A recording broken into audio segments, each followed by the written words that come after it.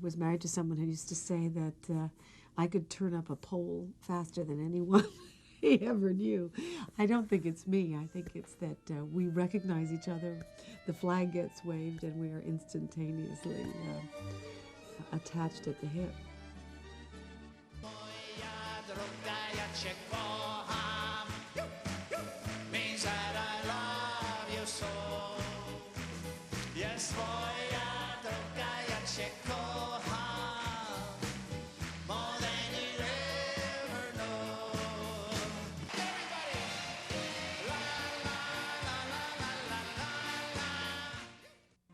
We realized that our freedom, which had been a dream in Poland, could be made a reality right here. We held our futures in our own powerful hands. I don't think that there is a Pole that I've ever met who wasn't capable of putting on the rubber gloves, digging in, and participating. The sense of work and the work ethic and the sense of being happy, having accomplished something is, I think, very much a part of the Polish psyche. We couldn't tell exactly when it happened or how, but we began to sense that Poland was a country in our memory, the land we had left behind forever. Somehow, America had become our new home. Our children had begun to dream American dreams.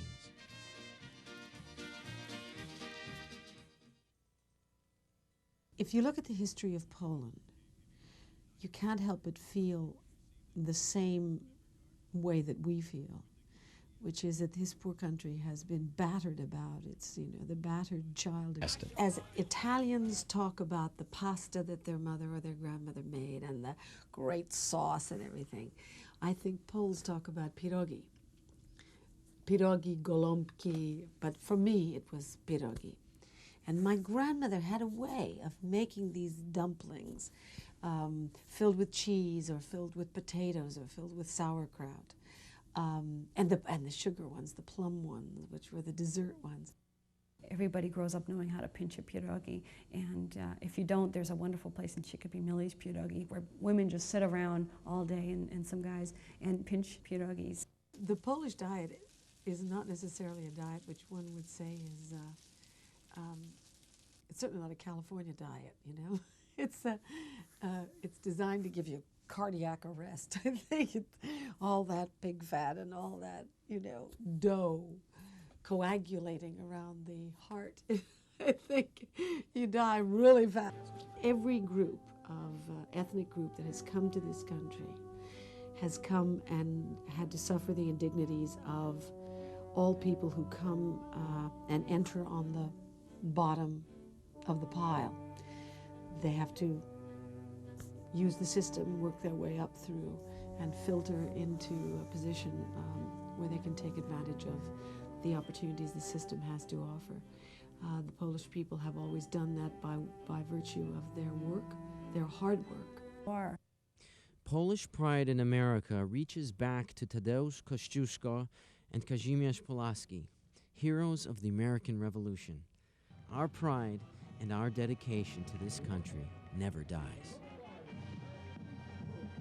I was asked to be the Grand Marshal of the Pulaski Day Parade in 1995, which was such a thrill, not only because of the honor itself, but because I could take my mother on the float and to drive down, to just be riding down Fifth Avenue with nothing in front of you, no taxis, no cars, and see as far as you could see uptown was such a thrill. And to be marching with all the people representing what's happened to us as a group, as an ethnic group in America, it was very touching. If you want to say I was filled with Polish pride, I was in spades. It was an absolutely wonderful privilege to be representing a group of people who have worked very hard for for their lifestyle and who continue to be exemplary citizens. It's quite a group of people, and I'm very proud to call myself a Polish American.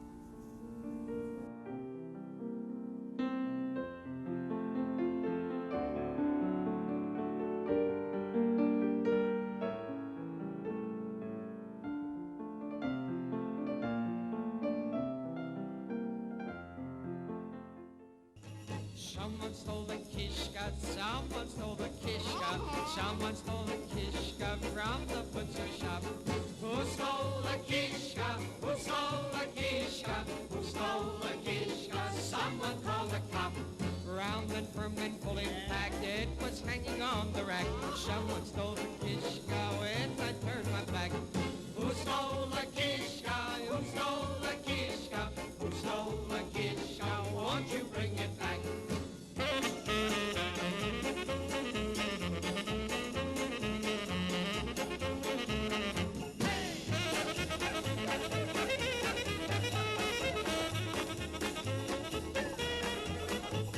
You can take my shinka, take my fine kielbasa. You can take my pirohe, but give me back the kishka. Who stole the kishka? Who stole the kishka? Who stole the kishka? Won't you bring it back? Back. Sing along if you like. I had this fabulous experience of being allowed to be served Mass by the Pope, our Polish Pope. It occurred in Rome quite a few years ago, and I arrived late. What was organized for Robert Wagner and his family and Lionel Stander and I, because we were on our way to film Heart to Heart in Greece. We were going to meet in Rome. We were going to organize our trip so that we could all be together and have a meeting with the Pope. And in those days, it was, at that time of year, it was in the summer, and the Pope was resident at Castello Gandolfo outside the city. And we had, one day a week, he was coming into the city to do his public audience, and we had seats reserved in the reserved area where he would get off of the Pope-mobile, and he would come and shake hands to everybody and get your picture taken and all this. Well, unfortunately, I was filming something, and I arrived late. Too late to go through all the security and get on time to the spot where I was supposed to be along with everybody else to shake hands. So I was distraught, and I called Father Sokołowski, who handles the Polish mafia that comes there, and I said, what can I do? I mean, I'm so terribly sorry, but I couldn't control the airlines. And he said, well, let me see what I can do. He organized for me to be able to go with a small group of Polish pilgrims who had come to stay at the Polish home in Rome, and we're going to attend a Mass personally given by the Pope at Castello Gandolfo, 7 o'clock in the morning. Could I be there? Oh, my heart was palpitating. My goodness, this was much more than I had expected. But he said, by the way, the Mass is in Polish. I'm sure I must have done a Mass in Polish, but it was beyond my memory. So it was lodged somewhere in the folds of my brain, because when we entered, there couldn't have been more than 25 of us. We were shown by the Swiss Guards through a beautiful gallery overlooking a garden where we were installed, and there was a simple table with a cloth on it and a crucifix, and the Pope came in. I was pushed up to the front by Father Sokołowski. I didn't want to be up at the front because I certainly didn't want to be caught not knowing what I was saying, and the entire group of people began singing. They were the most beautiful voices, so I think I was either crying or singing or doing something throughout the entire Mass, and somehow, from somewhere, out it came. Ojcze nasz, któryś jest w niebie, święci imię Twoje, przyjdź królestwo Twoje. With the Lord's Prayer, out it came. That was one of the biggest surprises of my life, because I never really remember studying it. I just remember being in church and saying it, but I don't remember where I learned it. And I know I never made an active effort to learn it. So somehow it's either genetic or it's somehow stuck in there.